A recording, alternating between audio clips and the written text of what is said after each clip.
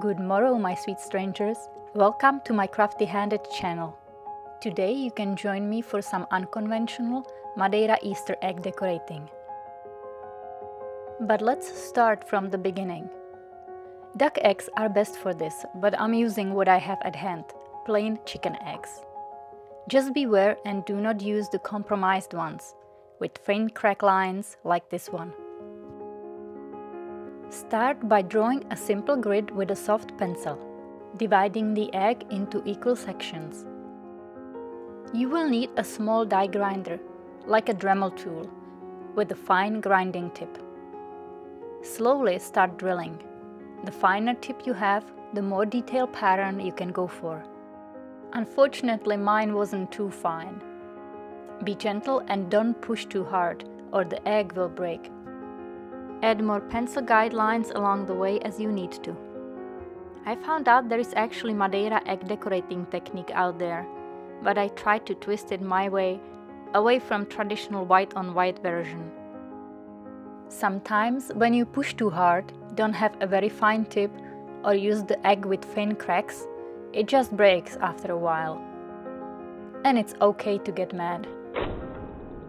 Then you can make some scrambled eggs, so you have more eggshells to play with. But it's always better to have the shells dried for a couple of weeks than to use fresh ones. It's handy to use beeswax from a leftover candle to make a stopper on a skewer. It will hold the egg in place while you are working on it.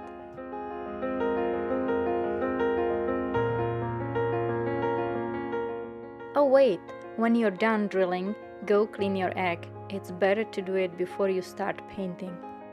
I started outlining my design using the Porzelain contour liner, because it was handy and easy. But traditionally it's done with a fine pinhead dipped into melted white wax. Beeswax or white wax crayon marker will work. If you are using a liner like me, let it dry properly before continuing.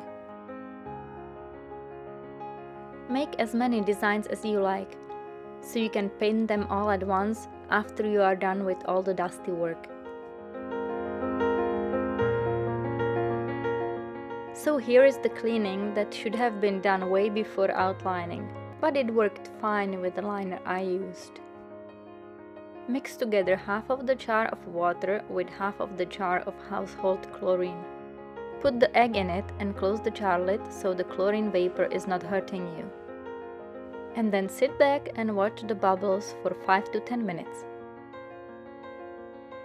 Take out the egg using a tablespoon and rinse it in clean water. And now you have a squeaky clean egg. My first technique is for a beautiful vintage gold ivory design. Start by painting the whole egg with rustic brown metallic paint from Art Alchemy. I used 2 coats to get a full coverage. After proper drying, apply the crackle medium only around the raised designs and let it dry.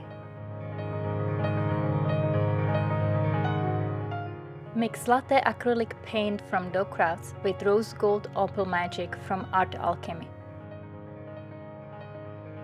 Cover the whole egg with as few strokes as possible so the crackle medium can do its magic.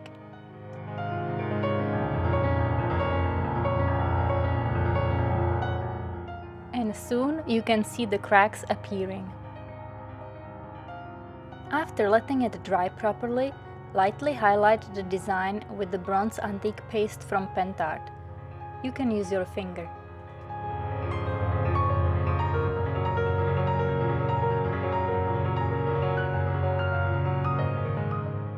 And finally, to seal and age the egg, brush it evenly with the antiquing medium from Stamperia.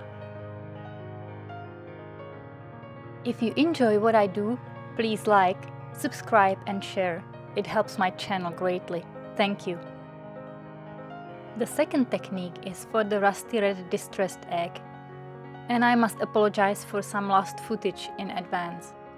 First, paint the whole egg with white chalk paint.